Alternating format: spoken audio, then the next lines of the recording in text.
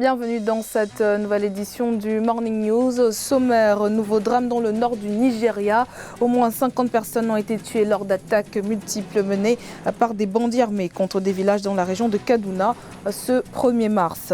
De plus en plus de pays africains sont touchés par le coronavirus. L'inquiétude monte concernant la propagation du virus sur le continent. Des cas sont désormais confirmés au Maroc et en Tunisie.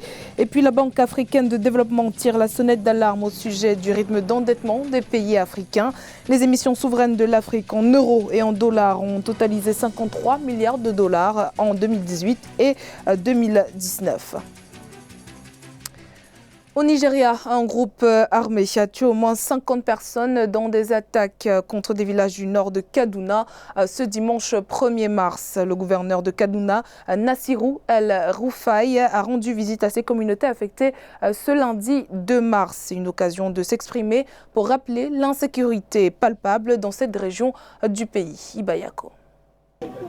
Des Nigérianes en pleurs, c'est l'image qui restera gravée dans les mémoires après l'attaque d'un groupe armé perpétré dans les villages de Kerawa, Zareyawa et Marina dans le district d'Ikabi, dans l'état de Kaduna au nord du Nigeria ce dimanche 1er mars. Le bilan provisoire des autorités fait état de 50 pertes en vie humaine et plusieurs dégâts matériels. Le gouverneur Nassirou El-Rufai est venu à la rencontre de ces Nigérians en deuil. Nous avons demandé aux agents de sécurité de combattre le fléau, les éliminer, jusqu'à ce que ce banditisme soit déclaré insurrectionnel. Il faut les combattre avec la même férocité que nous avons combattu Boko Haram. Ils continueront d'attaquer des communautés vulnérables comme celle-ci et de tuer notre peuple. Selon la police, il s'agirait d'une centaine d'hommes armés appartenant à un gang spécialisé dans le vol de bétail et les kidnappings et qui ont tiré sans distinction sur des habitants, pillé et incendié des maisons. Les assaillants ont attaqué les villages au moment où les fidèles sortaient des mosquées après la prière. Des habitants de villages ciblés puisque le gang les accuse de fournir des informations sur eux aux militaires. Ils ont enterré 41 victimes hier. L'autre village que nous avons traversé, 3 personnes ont été tuées, plusieurs autres dans les villages environnants. Ces bandits ont attaqué ces villages et tué inutilement de nombreuses personnes innocentes et détruit leurs propriétés. Cette partie de l'état de Kaduna est devenue ces dernières années un repère de bandits spécialisés dans le vol de bétail et les enlèvements contre rançon. Une situation qui a forcé des milliers d'habitants à fuir leur foyer. Les experts en sécurité constatent que le Nigeria ne peut pas se permettre plus d'instabilité face aux insurrections islamistes dans le nord-est, les conflits dans les États centraux et les groupes militants dans le delta du Niger au sud-est.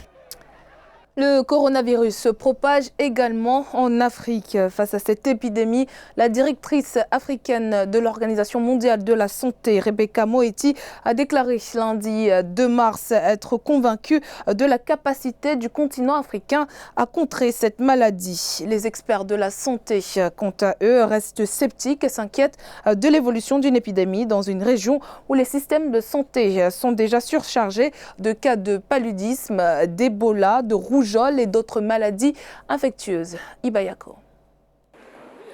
Les premiers cas de coronavirus sont confirmés sur le continent africain, en Égypte, en Algérie, au Maroc, en Tunisie, au Nigeria et au Sénégal. Ces cas sont majoritairement liés à l'Europe.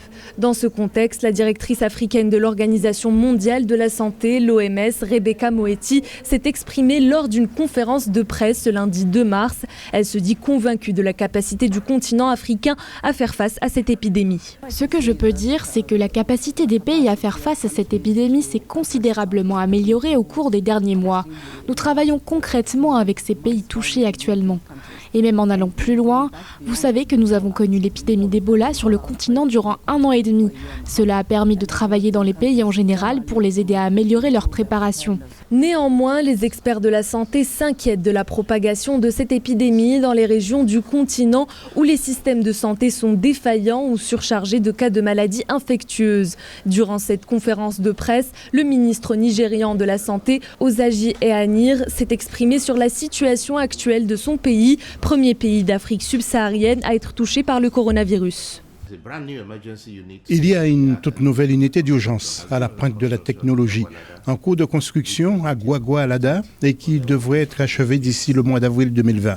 En attendant, nous utilisons une unité de soins intensifs qui bénéficie actuellement d'achat de la NCDC, la Nigeria Center for Disease Control.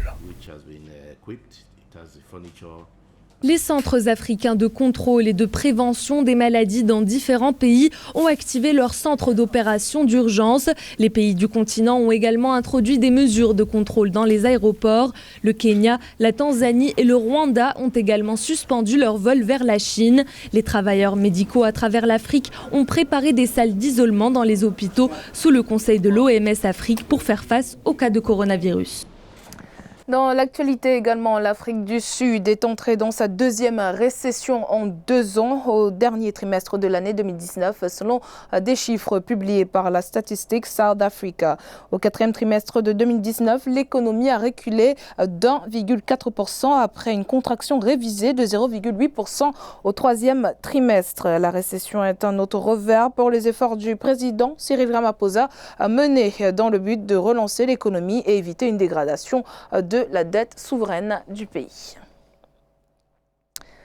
La Banque africaine de développement met en garde les pays africains sur leur rythme d'endettement. L'institution financière a souligné le fait que certains pays n'arrivent pas à bénéficier véritablement des retombées de cette dette. Des mesures de contrôle sont donc préconisées par la BAD. Ange Nomeigno.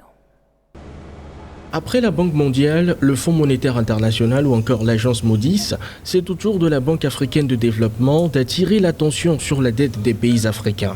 L'institution financière indique que certaines dettes extérieures arrivent à échéance avant même que les projets d'infrastructure qu'elle finance ne commencent à générer des rendements. Cela ne fait qu'augmenter les risques de refinancement aux emprunteurs africains. La maturité à court terme de certaines de ces dettes ne correspond pas au flux de revenus à long terme. Vous allez devoir rembourser quand vous ne gagnerez pas d'argent. Ces obligations sont sursouscrites parce que les gens y voient les opportunités de faire un massacre. Les pays africains ont augmenté leur émission d'obligations en dollars et en euros au cours de ces dernières années.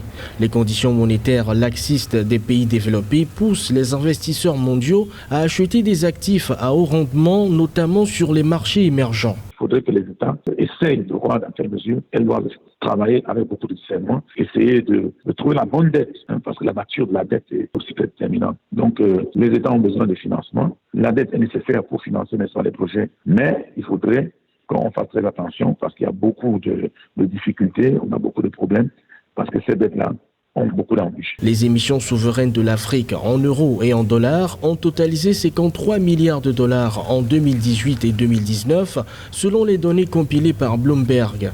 L'Égypte, l'Angola, l'Afrique du Sud et le Nigeria ont été les emprunteurs les plus prolifiques au cours de cette période. Les autorités tchadiennes poursuivent l'industrialisation du secteur de l'élevage. Un complexe industriel des abattoirs d'une capacité de production annuelle de 20 000 tonnes, soit environ 200 bovins et 400 petits ruminants par jour, a été inauguré par le chef de l'État Idriss Déby Itno. Un complexe qui va créer environ 700 emplois directs et environ 1500 emplois indirects au profit des jeunes. Reportage de notre correspondant Mahamat Ramadan, commentaire Nelly Bessa. Au Tchad, dans le cadre de la diversification de l'économie pour faire face à la chute des prix de barils de pétrole, les autorités poursuivent l'industrialisation du secteur de l'élevage. Un complexe industriel des abattoirs d'une capacité de production annuelle de 20 000 tonnes, soit environ 200 bovins et 400 petits ruminants par jour, a été inauguré ce samedi 29 février 2020 au sud du pays par le chef de l'État Idriss Déby Itno. Le Tchad compte ainsi accélérer l'exportation de ses produits de l'élevage au même titre que le pétrole. C'est un grand complexe industriel financé sur fonds propres de l'État pour la transformation locale de nos produits animaliers. Pendant longtemps, nous avons exporté nos bétails sur pied vers les pays voisins. Par exemple, nous exportons sur pied environ 90 000 bovins chaque mois vers le Nigeria voisin, ce qui est une perte pour notre économie. Ce complexe industriel nous permettra d'exporter non seulement des produits animaliers manufacturés au Tchad, mais créera beaucoup d'emplois aux jeunes.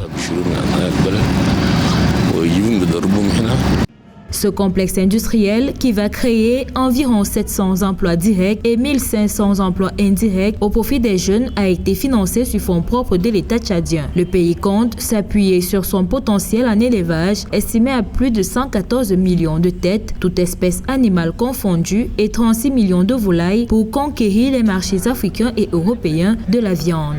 L'ambition du gouvernement est donc de développer les chaînes de valeur afin que l'élevage contribue pleinement et durablement au développement économique et social de notre pays. C'est pourquoi j'affirme ici la disponibilité du gouvernement à travers le ministère de l'élevage et des productions animales à accueillir les investisseurs dans le cadre de partenariats public-privé pour la transformation industrielle, gage d'une meilleure valeur ajoutée des produits et sous-produits du secteur.